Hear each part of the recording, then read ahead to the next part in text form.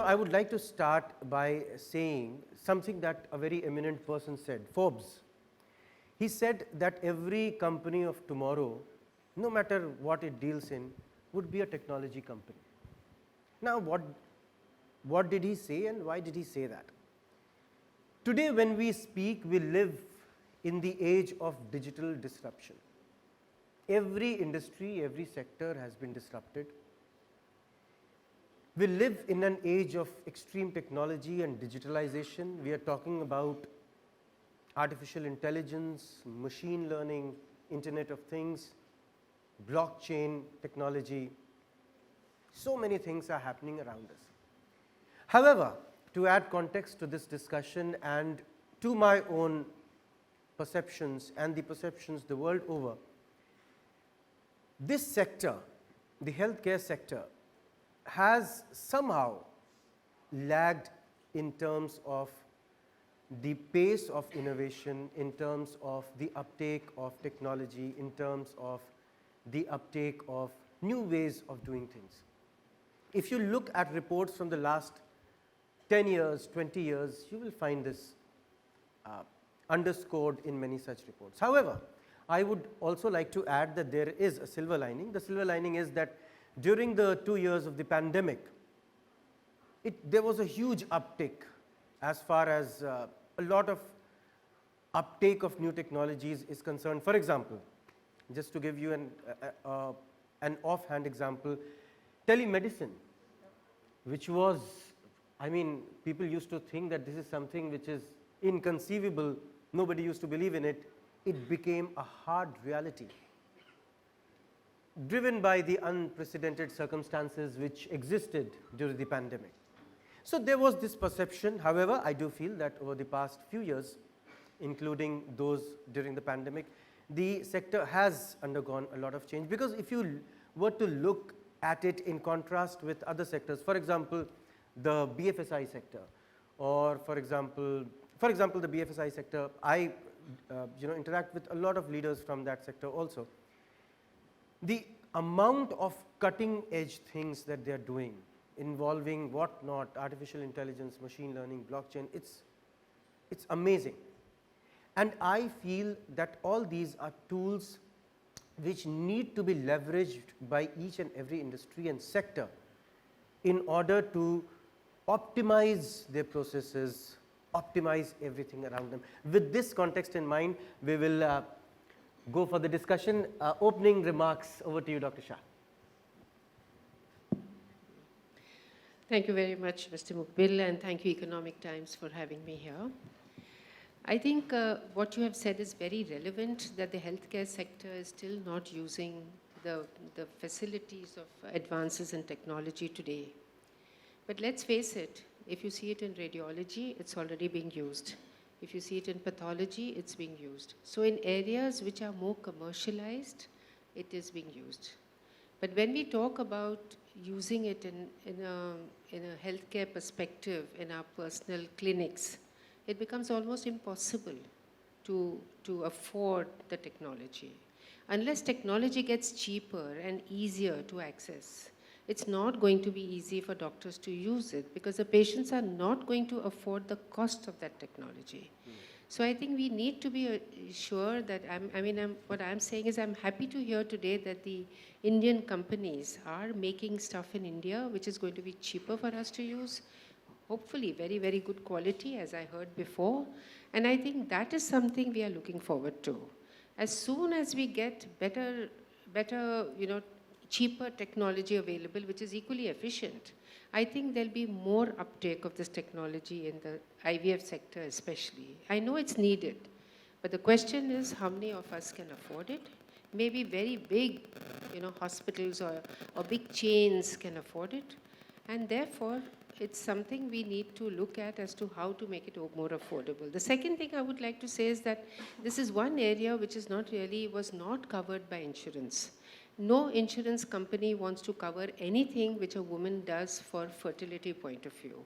And therefore, there was an appeal to the government where we took it forward through our association. As president, I took it forward to the association and made the government realize that we need to bring it under insurance cover. And I'm happy to say that there are a few insurance companies who have taken up this issue of covering fertility problems with health insurance, under their health insurance programs. And I think this is something, it is an advance. Once there is someone to take care of that cost. I mean, look at our social situations where, a woman is considered to bear the burden of fertility.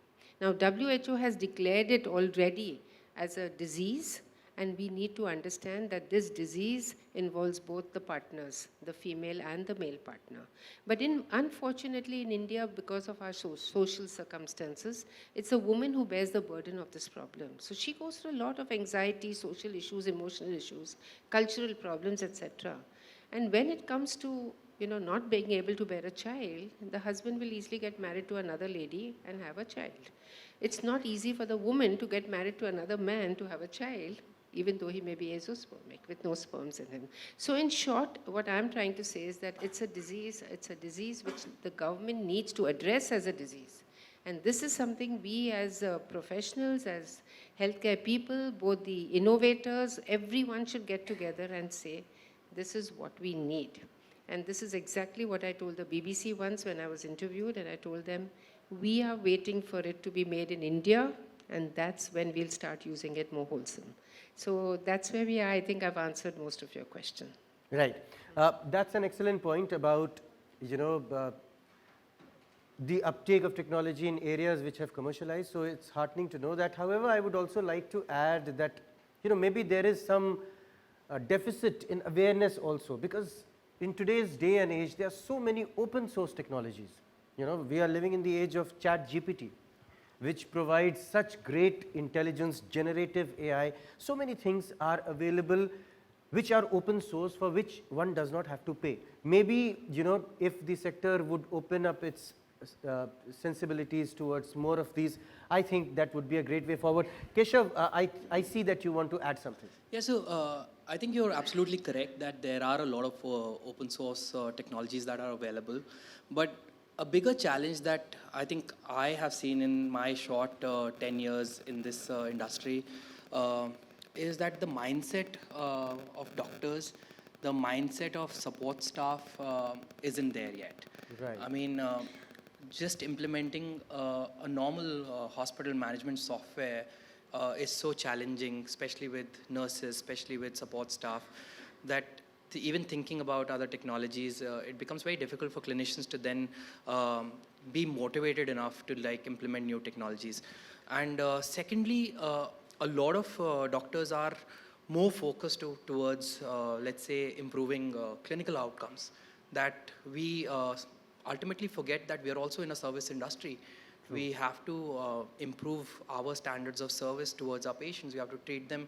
I mean, there's a certain amount of hospitality that also needs to be present. Of course, and the patient is at the center of everything. They are. And understanding that all of these technologies that are now available to us is that, I think if we get into that mindset, we'll be able to accept these changes a lot faster.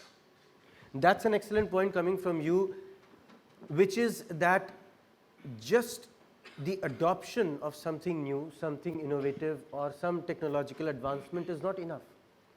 A concomitant change in the mindset, a change in the culture is also required at the same time for it to succeed.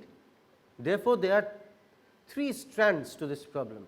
Of course, one is technology, whether you are able to afford it, not aware, whatever it is. The second is the people who are going to use that technology. The third is the processes. The processes that you have created, the traditional legacy processes, many of them would be very, very difficult to change unless there is a trigger like the pandemic, where you are bang in the middle and you are thrown in the deep side of the pool and you are asked to swim. Something like that. Excellent point coming from you. Would you like to add on to this, Prabhakar?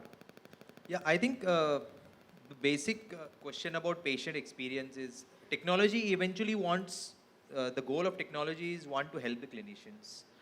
But the primary goal is to help the patient, right? It is basically Correct. a patient-centric science that we are dealing with.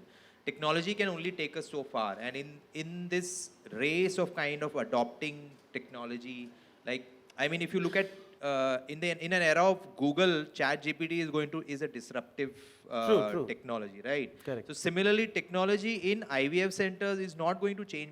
The problem is that we forget that eventually it is human intelligence that is going to use the technology for patient benefit.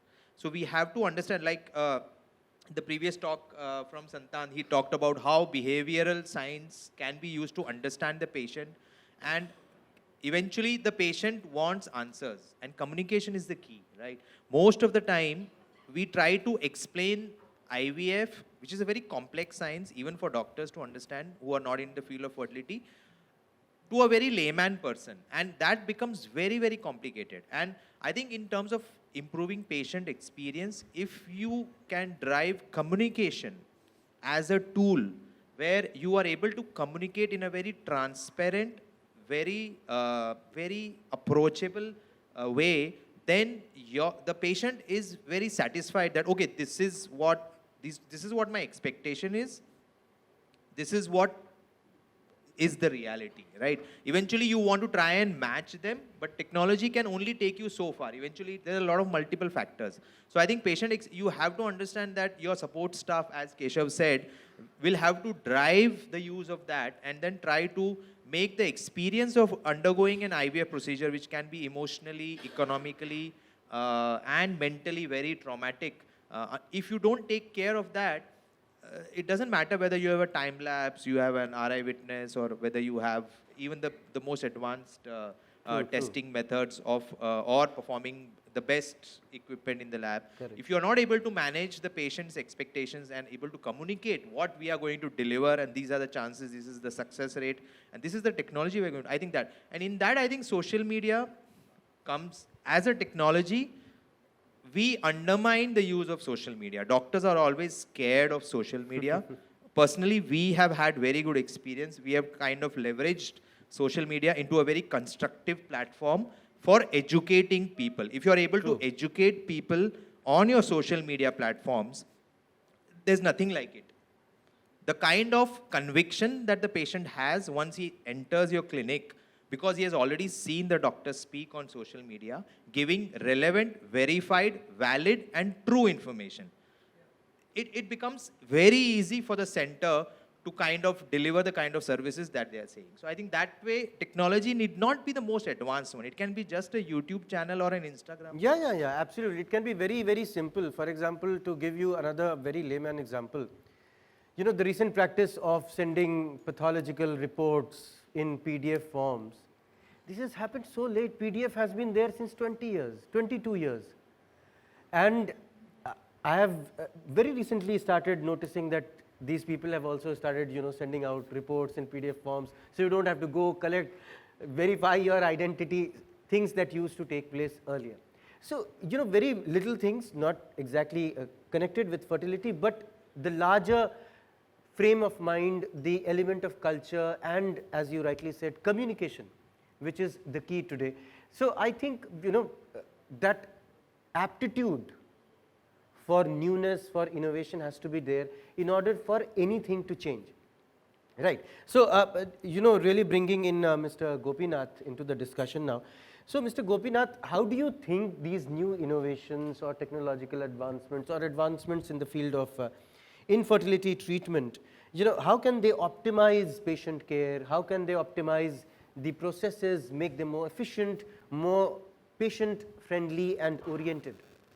Yeah, basically, to start from the beginning, you will know that IVF is quite an expensive, and then the patient's expectations are very high. So they have to have a reality. How do the patient can go home with the baby? They may not go home with the baby. But what we have to be ascertained is they go home with an idea, an honest attempt has been given to them. How do we do that? It's by being only transparent. When are you being transparent? When you have a good skills, when you have a good laboratory, when you have a man behind the laboratory, when you have a robust results, you are being transparent. Now, applying this to the new technology, clinical skills, patient selection, patient counseling, this is the place where individualized reaction from the doctor to the patient plays a major role. There, I don't think the new technologies, you will be able to convince them saying that that's going to be a better one. We have to understand the patient, we have to counsel them. Then on the IVF side, when you see the technology, the stimulation part of it is absolutely what they are doing in the West with the recent technology. We have, within about some 2 months or 3 months, we are learning it and we have started doing it. There is not much of a gap between treatment in the developed countries with the good results when compared to us. However, when you come to the laboratory side, the embryology side, the artificial intelligence plays a major role. So that is a place where when you use all these technologies, for example, use a time lapse along with an artificial intelligence, Keshav might have seen around 1,000 embryos, whereas hundreds of Keshavs can put in their inputs into the artificial agent, where you will be able to see that 1 lakh experience of that particular equipment to screen and select that embryo. That is a place where it really plays and it will be a game changer. But however, as the other panelists said, the affordability and adaptability of that particular newer changes plays a major challenge in the existing thing. Right. Excellent points coming from you. You spoke about artificial. Yes, Keshav. I think when we're discussing this question, we first have to think about what are the sore points that these patients face. I think one of the biggest sore points is, especially after good news, is that they're really worried about mix-ups. So how do you solve that? You solve it by double witnessing, you solve it by electronic witnessing, etc. And that's where technology is now at least solving one particular sore point. The second sore point could be that, okay, success rates aren't there yet. Live birth rates are still consistent 45%. How do we solve that? Now, sir mentioned that there's time lapse, there's PGT, there's artificial intelligence, there's so many things that are coming up, but we still lack evidence. And that's where we as doctors are still conflicted. We have technology which is there for us, but we also have a lot of evidence which says that this technology doesn't really help. So, I mean, it's a very difficult situation. And then again, we have such a different demographic because most of these technologies are tested on the Western population. Their hormones are different, their like menopause age is different, lots of things compared to our Indian population. So it's not as simple as it seems that you get a new technology, you put it in your laboratory and I mean, you would start doing wonders. There has to be a lot of thought that has to be put into which technology would work for which specific pool of patients. And that's where I think as clinic directors, it becomes important for us to first try and identify what are our sore points for our patients, which could be very specific, and then try and solve that. I totally agree with you. Innovation need not be drastic. It can be incremental also. There can be small steps. And finally, the idea, it should not be technology for the sake of technology. Just because I heard in some conference that machine learning is a great tool, so I should adopt. No, what are the business cases? I mean, what are the use cases? How can it be really implemented and how can it add value to all the things that we are doing, and then come to a judicious use of those technologies? Because I do feel that, you know, there are many technologies which offer extremely cutting edge, extremely novel solutions. For example, you said there is this fear of mixing up. I mean, if you take up a new and emerging technology, for example, the blockchain, and there are many enterprises which are experimenting with the blockchain technology. For example, one example which comes to my mind is how a diamond, one of the biggest sellers of diamonds in the UK, they are utilizing the blockchain system to really make each and everything unique and immutable and traceable to the last person. So maybe, you know, a lot of things can be, but eventually it will have to be, as Dr. Shah also pointed out, that eventually the economics, the demographics, the social circumstances, a lot of it would come into play.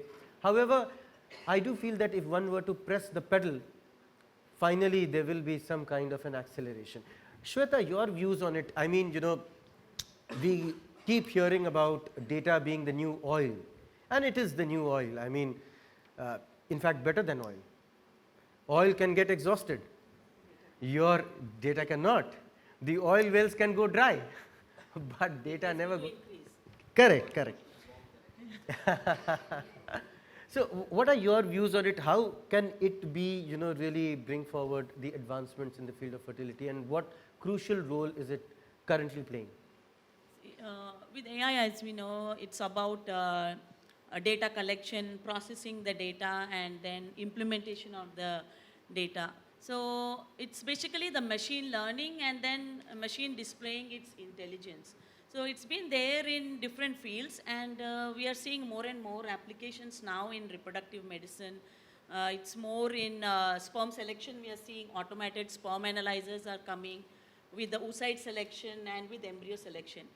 And as rightly all my co-panelists has pointed out, with time, fertility is not a very old field. It's a fairly new field, and we are seeing lots and lots of new advancements which are coming through. We talk about time lapse, stem cells, PRP. Lots of treatments are coming forward. We are using them. As soon as a new treatment comes forward, we are like desperate about improving the results of the patients. So, the patient comes with an expectation of 100% success. And we as doctors, as fertility experts, what we want to give back is a best possible result. So, there are so many new treatments are coming forward. Some of the treatments are there to stay, and some of them, we use them over, like we had endometrial scratch. Everybody started doing endometrial scratch, and after a few years, we say that no, it's not so useful. So like that, there are so many treatments which are there in fertility, which have been coming forward. Some are there to stay and some may not be. So same goes with AI. AI has its applications with sperm analysis and egg selection, embryo selection and all. But again, as all of the panelists has, it's about awareness, acceptability, and then affordability. These I feel are the three main points. As you pointed out, awareness is very important. We as doctors, we need to be aware that what is the role of AI in our reproductive medicine. And then we as doctors, as Keshav rightly pointed out, is accepting. We as doctors, first we need to accept that can we apply in our patient population? Can we use, is it going to improve the results of our patient? And then again, finally it boils down to the affordability. All of these AI systems, they are quite expensive. When you talk about automated sperm analysis, it's quite an expensive unit to apply. It costs about 7 lakhs. And that instrument, automated sperm analyzer, that can be done by a simple andrologist in our clinic. So, of course, these advancements are very good, but in a setup like ours, in a country like ours, where we are doing IVF at a lowest cost possible compared to other countries, can we afford so much of AI into our practice is something which we need to think about. It's good. As the industry grows, as we talked about since morning, the fertility industry is growing tremendously. We took a long time to come to 2.5 lakh cycle per year, and then we are expecting it took about, say, 30 to 35 years to come to 2.5 lakh cycles per year. But we are going to see this increase in every 3 to 4 years. We are going to see that increment. So when there is more burden of cases on the clinic, probably at that point, artificial intelligence is going to be more acceptable and more affordable in our unit. So AI is new. I think it is here to stay, but again, it comes down more about affordability. And with AI, with the embryo selection, yes, it's very good. It's very beautiful. The new equipments which are there, they have looked at about their images of about 200,000 embryos, which very senior and experienced embryologists may or not have been seen those embryos. So applying that AI of embryo selection process is going to be really useful. But again, it's about accepting and affording.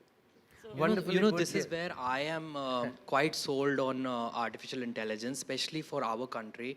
Let's say we have about, what, 4,500 clinics that are there in the country. I would say that we would have about half of that number as embryologists in our country. I don't think there are more than 2,500 embryologists right now. And when you look at the studies that have been done, when you look at how how machine learning works for embryo selection, the kind of biases that humans have as far as visualizing an image is concerned, and then when you apply all of this towards selecting what visually looks or matches the best criteria, there will be days where I will match that technology, there will be days where I would not match. But ultimately, I want consistent performance. And the only way to achieve that is that we remove that human bias from the system itself. And I think that's where AI definitely changes Wonderful. the perspective. Yes, yes. I think Please. if you, so Briefly, adding to what this Keshav said. The buzzer says Yeah, time. yeah. So last comments, I mean, that's Very what it briefly. says. So as he said that you have half the number of embryologists and not all of them are qualified, not all of them will be licensed if we are using the ART bill very rigidly. So I'll give you an example. We started an IVF center in Baroda 1 year back. We hired an andrologist who did not know how to do semen analysis, and I was struggling to teach him to do proper semen analysis. The amount of money, time I spent on that andrologist in terms of salary and my time, I could have easily bought that sperm analyzer and given very stable standard report. So I think if you want last mile connectivity in terms of, so technology can be delivered to the remotest part of the world, but good manpower cannot be.